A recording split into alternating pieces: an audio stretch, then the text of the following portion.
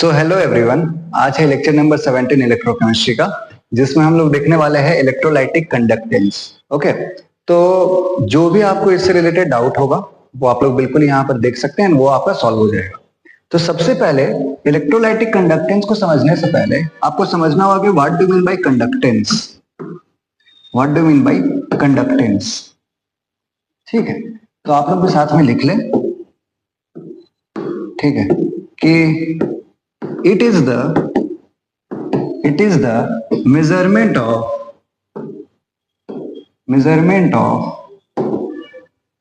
how easily charge can flow through a conductor। ठीक है ना।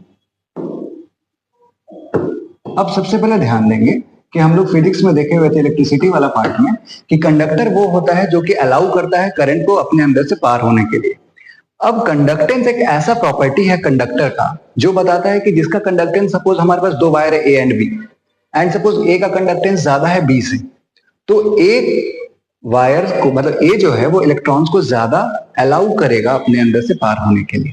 तो आप लोग फिर से इसको देख सकते हैं कि it is the measurement of how easily charge can flow through a conductor. मतलब चार्ज कैन फ्लो का मतलब कि इलेक्ट्रिसिटी कितना आसानी से कंडक्टर से पास कर सकता है। जितना आसानी से कर सकेगा उसका कंडक्टेंस उतना ज्यादा होगा।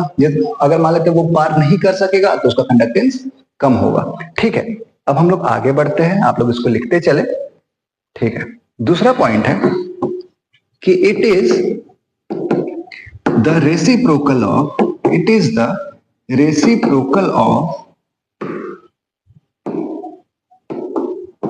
रेजिस्टेंस। ऑब्वियस सा बात है, रेजिस्टेंस का काम क्या होता था? इट इज द प्रॉपर्टी जिससे कि इलेक्ट्रॉन का फ्लो को रोका जाए। ठीक है ना। अगर आप सोच के देखो कि जिसका रेजिस्टेंस ज्यादा होगा उसका ऑब्वियस सा बात है कंडक्टेंस कम होगा, मतलब they are inversely proportional to each other. So क्या यहाँ पर लिख सकते हैं कि it is the reciprocal of resistance? मतलब यहाँ पर ऐसे लिख सकते हैं कि conductance is reciprocal of resistance, है ना। इसको बस यहां तक अभी तक समझ ले कि जिसका भी, मान लेते हैं हमारे पास एक वायर है ए, एक वायर है ए, एक वायर है बी। ठीक है ना।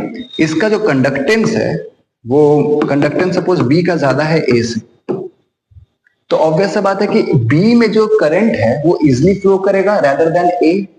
अच्छा, अगर कोई पूछ देगा कि रेजिस्टेंस का ऑर्डर बताओ, तो ऑब्वियस सा बात है कि बी में तो करंट मस्ट फ्लो कर रहा था, तो इसका रेजिस्टेंस कम होगा किससे? ए से। ए में ज्यादा रेजिस्टेंस है इसलिए कंडक्टेंस कम है। ठीक है ना। आप लोग यहां तक लिख ले, फिर हम लोग आगे बढ़ते हैं।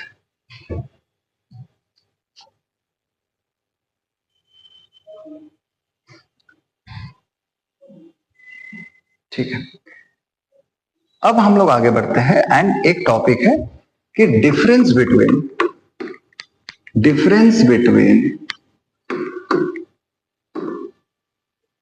मेटालिक कंडक्टेंस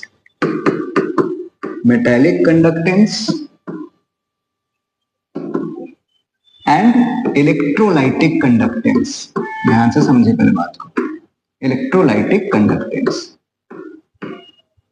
देखो आपने अभी तक जो भी पढ़ा है, ठीक है ना, फिजिक्स में, वो मेटालिक कंडक्टेंस के लिए वैलिड था बट इलेक्ट्रोलाइटिक कंडक्टेंस के लिए वैलिड नहीं था।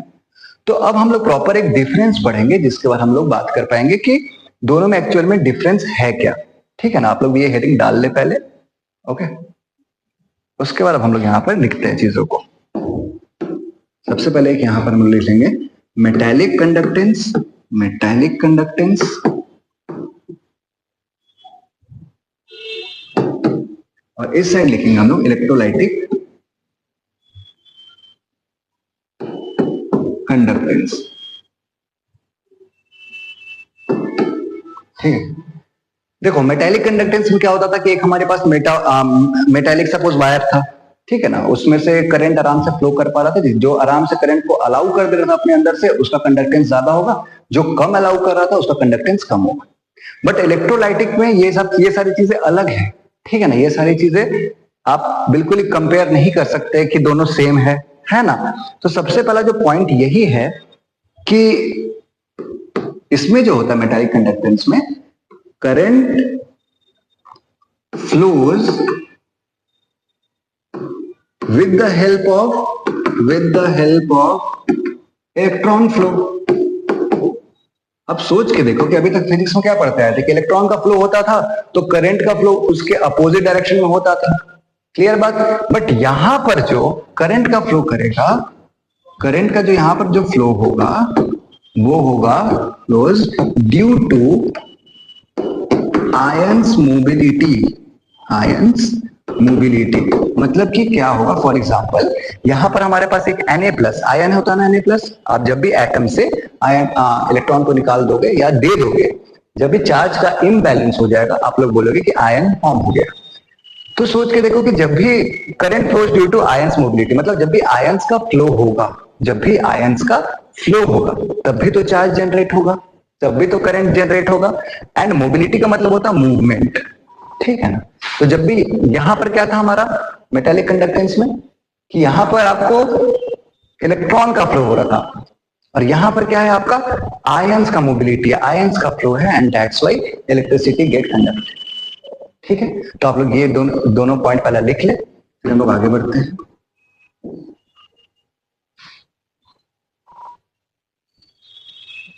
ठीक है, लिखते चले एकदम ही धीरे धीरे आराम से, थोड़ा सा लंबा वीडियो होगा कोई दिक्कत नहीं, बट थोड़ा ध्यान देते हैं।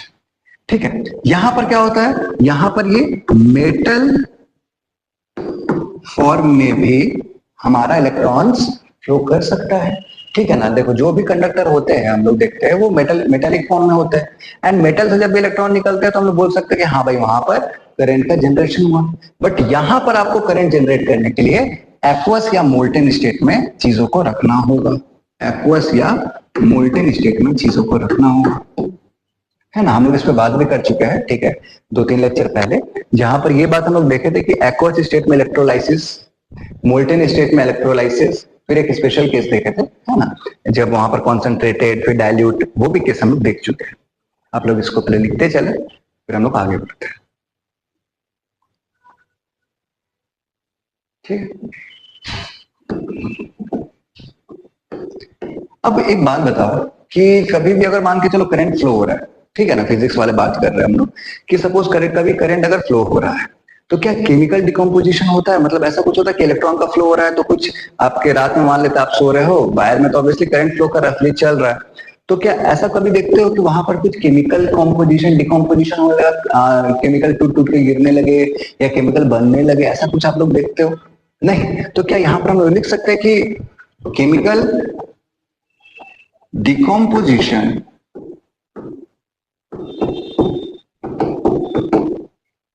does not take place, does not take place। But अगर यहां पर बोला जाए तो ऑब्वियस सा बात है कि केमिकल डिकम्पोजिशन तो होता ही था।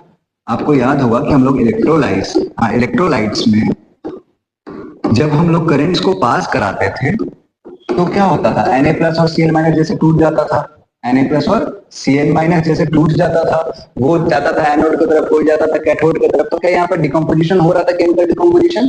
तो हाँ, इलेक्ट्रोलाइटिक कंडक्टेंस में केमिकल डिकम्पोजिशन होता है, ठीक है ना, तो do take place, do take place.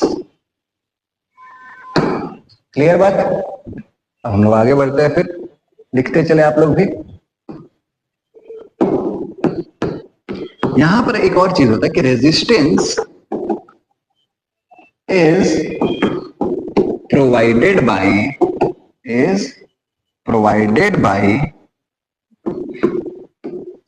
Kernels. अब कर्नेल्स क्या होता है, मान के चलो कि हमारे पास एक सॉलिड से एटम है, उसमें से आपने इलेक्ट्रॉन को निकाल दिया, तो क्योंकि वो निकला है तो ये जो सॉलिड से एटम हो जाएगा वो आयन टाइप का कुछ बन जाएगा। अब देखो हम लोग पहले ही आप लोग पढ़ रखे होंगे ये चीज फिजिक्स में, बिल्कुल करंट इलेक्ट्रिसिटी का पहला या दूसरा लेक्चर में ही, कि देखो अब क्या होगा कि अगर यहाँ पर हम लोग पॉजिटिव प्लेट लगा देंगे तो इलेक्ट्रॉन क्या करेगा, इधर से इधर मूव करेगा, मतलब करंट का जनरेशन ऐसे ऐसे होगा अपोजिट डायरेक्शन में। देखो ये इलेक्ट्रॉन ऑब्वियसली बीच में आने वाले कर्नल से टकराएंगे ना, टकराएंगे, जिससे कि इलेक्ट्रॉन का फ्लो धीमा हो जाएगा, जिससे करंट का फ्लो कम हो जाएगा। तो क्या हम लोग लिख सकते हैं कि resistance is provided by kernels. Clear बात है, आप लोग कर्नेल्स के बारे में पहले पढ़ रखे हो। अब देखो यहाँ पर ये वाला केस थोड़ा सा अब इंपॉर्टेंट हो जाता है।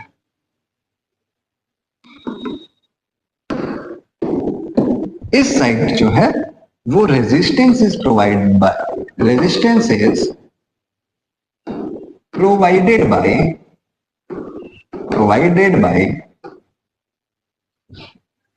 इंटरैक्शंस, ठीक है ना। इंटरैक्शंस मतलब क्या, ध्यान से सुनो, अभी बिल्कुल समझाएंगे, पहले आप लोग बिल्कुल देख लें। जैसे कि सॉल्यूट सॉल्यूट का इंटरैक्शन, जैसे कि सॉल्यूट सॉल्वेंट का इंटरैक्शन, जैसे सॉल्वेंट सॉल्वेंट का इंटरैक्शन, मतलब क्या हुआ वो ध्यान दें। देखो सॉल्यूट सॉल्यूट का इंटरैक्शन कैसे बोलेंगे, मान के चलो कि जिसका इसका इलेक्ट्रोलाइसिस अच्छे से हुआ पड़ा होगा, आपको दिमाग में आ रहा होगा कि सॉल्यूट सपोज हमारे पास है Na+ और Cl- में टूट गया था जब इलेक्ट्रिसिटी प्रोवाइड किए थे। तो देखो इन दोनों के बीच क्या अट्रैक्टिव फोर्स होगा, बिकॉज अनलाइक चार्जेस, तो यहाँ पर अट्रैक्टिव फोर्स होगा। ओके देख लेते हैं चल रहा है कि नहीं यार, ठीक है ना। तो यहाँ पर क्या हुआ कि अट्रैक्टिव फोर्स होगा जिसके कारण अगेन आयंस का मोबिलिटी कम हो जाएगा, जो कि रेजिस्टेंस तो ये है ना। रेजिस्टेंस का मतलब कि फॉर एग्जांपल कोई से दौड़ के आ रहा है, मान के चलो ऐसा फुटबॉल का मैच है, कोई गोल करने के लिए आ रहा है, आपके पास डिफेंडर है, आप उसको रेजिस्ट कर दिए गोल करने से, मतलब आप उसको रोक दिए। जितने ज्यादा लोग होंगे डिफेंस में उतना ज्यादा पॉसिबिलिटी होगा आप उसको रेजिस्ट कर पाए, अदरवाइज वो गोल मार सकता है। तो resistance is provided by interactions in the case of electrolytic conductance, like for example solute solute interactions, Na+ और Cl- के बीच में इंटरैक्शन होगा जो कि आयंस मोबिलिटी को कम कर देगा। ये भी तो हो सकता है कि सॉल्यूट एक ले लेते हैं फॉर एग्जांपल Na+ और सॉल्वेंट ले लिए वाटर, वाटर से अच्छा सॉल्वेंट थोड़ी है मार्केट में, ठीक है ना। मान लेते Na+ आयन को चारों तरफ से सॉल्वेंट घेर लिया है। अब अगेन इसका मान के चलो कि कुछ है, ठीक है। यहाँ पर देखो अट्रैक्टिव फोर्स एंड ऑल सारे चीज छोड़ दो, क्योंकि ये चारों तरफ से घिरा हुआ है, अगेन इसका मूवमेंट कम हो जाएगा। इसका मूवमेंट कम हो जाएगा तो ऑब्वियस सा बात है कि हम लोग पहले ही बात कर चुके हैं ये बात कि current flows due to ions mobility. अब आयंस का जब मोबिलिटी नहीं होगा, आयन जब मूव ही नहीं कर पाएगा, तो ऑब्वियस सा बात है कि हिंड्रेंस आ गया, रेजिस्टेंस आ गया, ठीक है ना। ये देखो फिर यहां पर क्या होगा, solvent solvent solvent solvent interaction, ठीक है। ऑब्वियस सा बात है यहाँ पर हाइड्रोजन बॉन्डिंग होगा, एंड जब हाइड्रोजन बॉन्डिंग होगा तो ऑब्वियस सा बात है कि चीजें उतना मूव नहीं कर पाएंगी एंड इसकी वजह से रेजिस्टेंस प्रोवाइड होगा। क्लियर है। अब लास्ट पॉइंट देख लो एक बार, है ना। लास्ट पॉइंट है, आप लोग लिखते चलना बिल्कुल ही। अच्छा एक बात बताओ कि टेम्परेचर बढ़ाने से रेजिस्टेंस में क्या होता था, मतलब कि फिजिक्स वाले का पूछ रहे हैं, फिजिक्स में मेटालिक कंडक्टेंस के केस में पूछ रहे हैं कि जब अगर टेम्परेचर बढ़ा दिए तो रेजिस्टेंस बढ़ता था कि घटता था, ये बताओ। ठीक है सोच के बताओ। तो आंसर इज टेम्परेचर बढ़ाने पे रेजिस्टेंस कम हो जाता था। ये था क्या, आई एम एक्सट्रीमली सॉरी, ये तो इलेक्ट्रोलाइटिक कंडक्टेंस के केस में होगा, है ना। टेम्परेचर बढ़ाओगे रेजिस्टेंस बढ़ जाता था, ठीक है। और यहां पर क्या होगा, यहां पर एक डिफरेंस बस आ जाएगा, टेम्परेचर बढ़ाने पे रेजिस्टेंस कम हो जाएगा, ठीक है। अब अगेन जो फिजिक्स वाला पार्ट है उसमें ज्यादा नहीं घुसते हम लोग, इलेक्ट्रोलाइटिक वाला पार्ट में घुसते कि सर टेम्परेचर बढ़ाने से रेजिस्टेंस कैसे कम हो जाता है in case of electrolytic conductance. अभी तक तो कुछ और ही पढ़े थे कि टेम्परेचर बढ़ाओगे तो रेजिस्टेंस बढ़ेगा। तो ध्यान से सुनो, देखो अगर थोड़ा सा ऊपर चले हम लोग, यहाँ पर बात की है ना कि जैसे फॉर एग्जांपल Na+ है ना, सॉल्यूट एंड सॉल्वेंट का केस ले लेते हैं। मान लेते हैं हमारे पास Na+ है, Na+ को H2O चारों साइड से घेर रखा है, सॉल्यूट सॉल्वेंट इंटरेक्शन का बात कर रहे हैं, ठीक है। चारों तरफ से घेर रखा है, बॉन्ड वॉन्ड बना रखा है। अब एक बात बताओ मेरे को, जब तुम टेम्परेचर को बढ़ाओगे तो यहाँ पर बॉन्ड्स टूटेंगे, बॉन्ड्स टूटेंगे, बॉन्ड्स टूटेंगे, ठीक है ना। ये जो Na+ है ये आजाद हो जाएगा, बॉन्ड्स टूटने पे ये आजाद हो जाएगा, एंड जैसे आजाद होगा सोच के देखो ये मूव करने लगेगा, एंड जैसे ही मूव करेगा ऑब्वियस समझ है कि हमारा रेजिस्टेंस कम हो गया। जैसे फॉर एक और एग्जांपल ले लो कि Na+ और Cl-, Na+ और Cl- में अट्रैक्टिव फोर्स होगा, ठीक है। अगर यहीं पे आप टेम्परेचर बढ़ाओगे